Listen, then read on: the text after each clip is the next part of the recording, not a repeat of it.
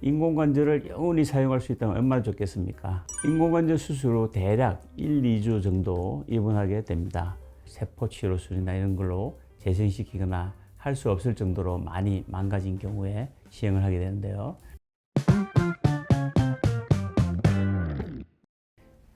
안녕하십니까? 정동병원 정형외과 전문의 김창우 병원장입니다. 우리 몸엔 다양한 관절들이 존재합니다. 하지만 관절은 사용하면 사용할수록 관절 사이에 있는 연골이 닳아 문제를 발생시킵니다. 만약 비수술 치료로도 치료가 불가능하다면 인공관절 수술을 진행하게 되는데, 오늘은 인공관절 수술에 대해서 자세히 알려드리겠으며 어떤 케이스에 받게 되는지 알려드리겠습니다.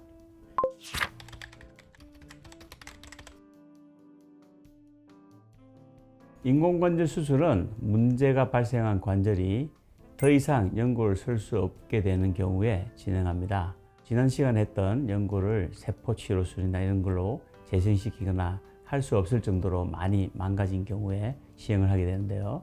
또는 교통사고나 낙상 같은 극심한 외상으로 다른 치료가 불가능한 경우에도 진행을 하게 됩니다.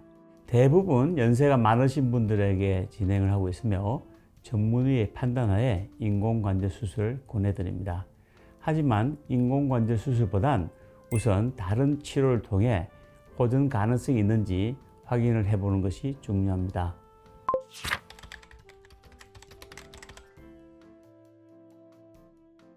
앞서 말씀드렸다시피 인공관절 수술은 최대한 미루는 것이 좋고, 무엇보다 자신의 신체 부위를 잘 유지하는 것이 가장 좋습니다. 인공관절을 영원히 사용할 수 있다면 얼마나 좋겠습니까? 하지만은 인공관절은 영원히 사용할 수 있는 것이 아닙니다. 인공관절이 마모되면 재수술을 해야 하며, 인공관절 수술 후에도 관리를 잘 하여야 오래 사용할 수 있습니다. 따라서 되도록이면 관절 건강에 주의하며 건강한 자기 관절 상태를 유지하는 것이 좋습니다.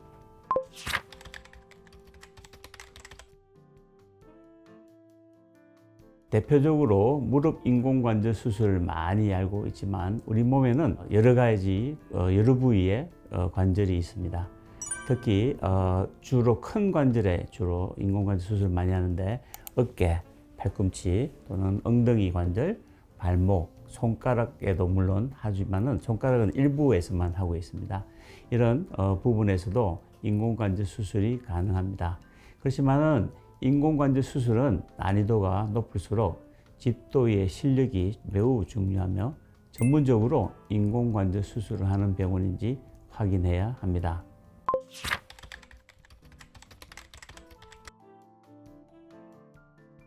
우선 인공관절 수술을 집도할 정형외과 전문의가 탁과와의 협진을 통해 수술을 진행합니다. 대부분 노인분들이 많고 질병이 많기 때문에 내과 전문의의 소견을 통해서 환자 상태를 점검하고 환자의 만성질환 또는 특이사항을 분석합니다. 그리고 영상의학과 전문의가 엑스레이와 MRI를 면밀히 검토하여 주치의와 상의를 해서 수술을 진행을 하게 됩니다. 이렇게 탁과 전문의들과의 협진으로 안전하게 수술을 계획하고 100% 맞는 인공관절을 지원하여 이지감을 최대한 줄이고 적응력을 높여주고 있습니다. 수술을 시작하면 채소 절개를 통해 연부 조직 손상을 최소화하며 기존 관절을 제거하고 인공관절을 삽입하게 됩니다. 수술이 종료되면 과학적이고 체계적인 재활치료 프로그램을 통해 빠른 일상 복귀를 도와드리고 있습니다. 그리고 정동병원은 최고 품질의 정품 인공관절만을 사용하여 수술 후 환자들이 매우 만족스러워하고 있습니다.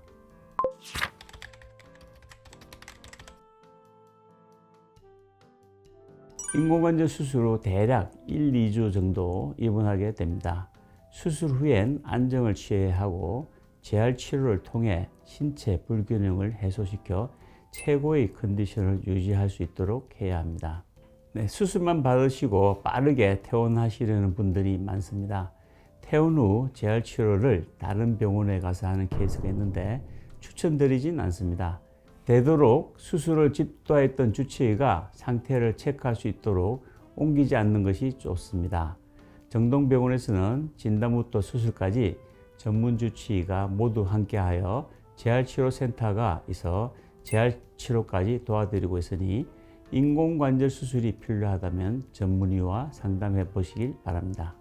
인공관절을 넣었다고 이제 완전히 이제 정상적인 생활을 살 수 있다고 생각하시면은 좀 안 될 수 있는 게 충격이나 이런 좀 약할 수 있거든요. 그래서 인공관절 후에 뭐 예를 들어서 뭐 나는 달리기를 해야 되겠다 이렇게 하면은 마모율이 아무래도 빨리 될 수밖에 없죠. 그래서 충격을 가해지는 그런 운동은 사실은 좀 삼가해야 되는데, 물론 인공관절하고 골프나 이런 가벼운 운동은 충분히 할 수 있습니다. 그렇지만 뭐 높은 데서 뛰어내린다든지 뭐 달리기를 한다든지 이런 충격이 많이 가는 운동은 좀 안 하시는 것이 좋고, 수술 후에 또는 조직의 변화 이런 것들이 생길 수가 있는데 그때 조직의 변화가 생길 때 그냥 방치하지 마시고 관리를 잘 해주셔야 되는데, 우리가 수술하고 나서도 이제 흉터가 생기듯이 무릎 안쪽 또는 관절 안쪽에도 그런 조직의 변화, 흉터처럼 생기는 것들이 있거든요. 그런 것들이 관절에 끼어 있을 때 관절에 끼어서 소리가 난다든지 통증을 일으킨다든지 이렇게 될 수도 있습니다.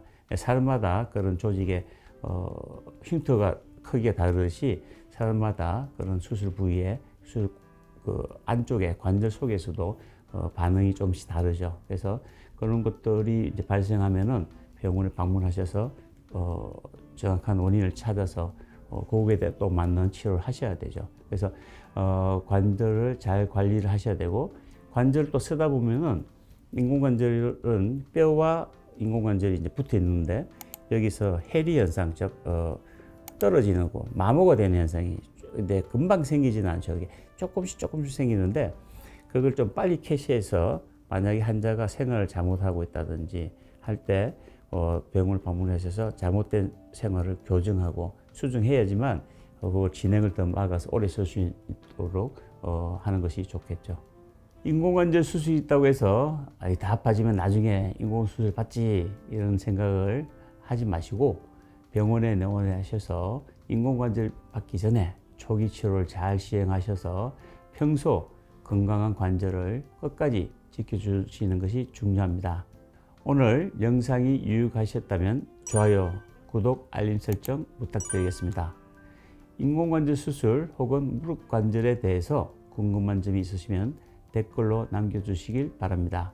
성심성의껏 답변드리겠습니다. 감사합니다. 안녕히 계십시오.